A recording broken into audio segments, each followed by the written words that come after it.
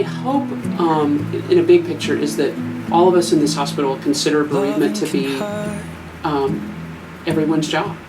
Because to get a family through the death of their child is one of the most sacred, holy, critical events of their entire lives. We have the responsibility to make it be beautiful. And it can be. It can be beautiful.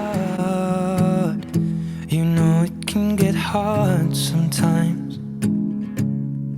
It is the only thing that makes us feel alive. We keep this love in a photograph. It depends on the situation, but sometimes those conversations will happen even before we get to the death. And I'm working with the child life specialist to help the family learn how to support the other siblings of the child. And I'll tell the family, oh my goodness, you need to talk to the child life specialist. She or he will know how to speak 5-year-old. And she will know how to explain death to your 5-year-old. Till our eyes meet, you won't ever be alone. There are times when those conversations also involve questions about God and heaven and angels and where they go. And so sometimes we will do those conversations together. And then I will rely on the child life specialist to give the developmental language for that age group. But then when the questions come into a religious context, we will go back and forth between the two of us working with that family. And that's ideal when we can do that. Remember that with every piece of you. And it's the only thing we take with us when we die. He was very sick, and he came to the hospital today so that we could try to help his body get better. Sometimes when our bodies are really, really sick, it is not possible to help our bodies get better. And that's what's happened to your brother. His heart was so hurt in that car accident that it actually was not able to beat anymore. And the doctors tried to help it start beating again, and we gave it a lot of medicine to help it start beating again, but it still was not able to beat again. And what happened is your brother has died. Do you understand what that means? This love in a photograph. We made these memories for ourselves, where our eyes are never closing, hearts were never broken, time's forever frozen still.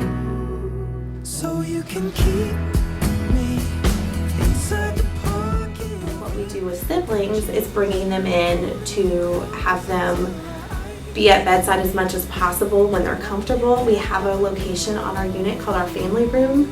We use that as a staging room for just helping to give the siblings a safe place to play, to process. We order a comfort cart, spend a lot of one-on-one time with, normally, if the parents are in a state of shock, with another family or caregiver support person here to help them feel like they are part of the care plan to help the child best understand what's going on.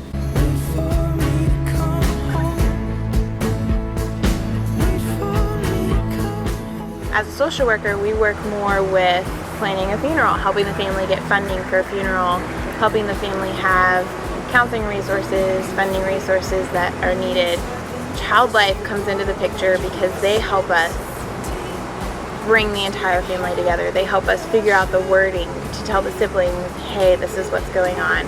They help us with the memory making for the family, getting those footprints and charms so that way the family has the lasting memory of that child. It's okay, baby, only words bleed inside these pages. You just hold me, and I won't ever let you go.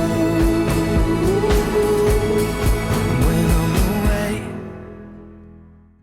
I will remember how I think that the emergency department is a unit that their death and dying is very individualized, and that so much that comes through is traumatic and unplanned. So what you're working with is different than in a more chronic location or a long-term stay. It's unexpected, and parents' grief is very raw. Sometimes families hear, sometimes family is involved in the accident.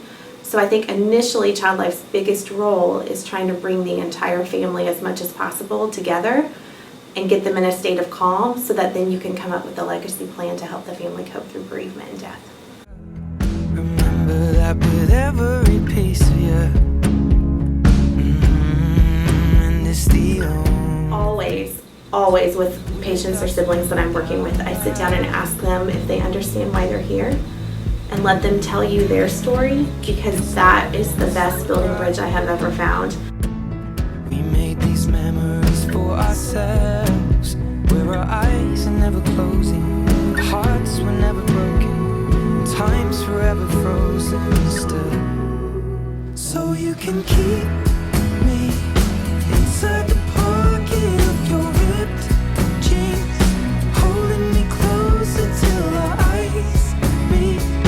You won't ever be alone. And if you hurt me, that's okay, baby. Only words bleed inside these pages. You just The most important thing when working with any family in any bereavement situation is knowing that every family is different. So meeting the family where they're at.